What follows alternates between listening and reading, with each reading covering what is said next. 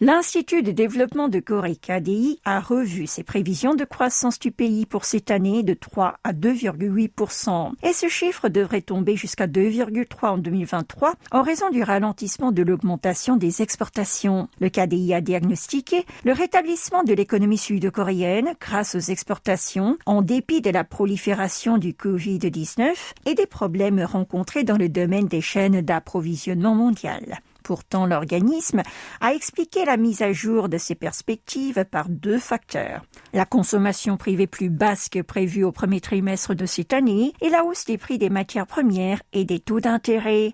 Le KDI avance des prédictions encore plus sombres pour l'année prochaine. Il prévoit ainsi un taux de croissance économique de 2,3%. Il ajoute même qu'en cas d'instabilité accrue de l'approvisionnement des matières premières et de chute de l'économie chinoise, la Corée du Sud pourrait connaître une contraction encore plus sévère. Quant à l'inflation, l'Institut a misé sur un accroissement de 4,2% pour cette année. Néanmoins, il reste optimiste pour 2023, prédisant un taux de 2,2% en raison d'une éventuelle stabilisation des prix du pétrole et des effets de base. Enfin, le KDI a recommandé d'augmenter progressivement le taux directeur et de mettre en place une politique financière visant à normaliser l'ampleur du déficit, de la balance courante et de l'endettement public.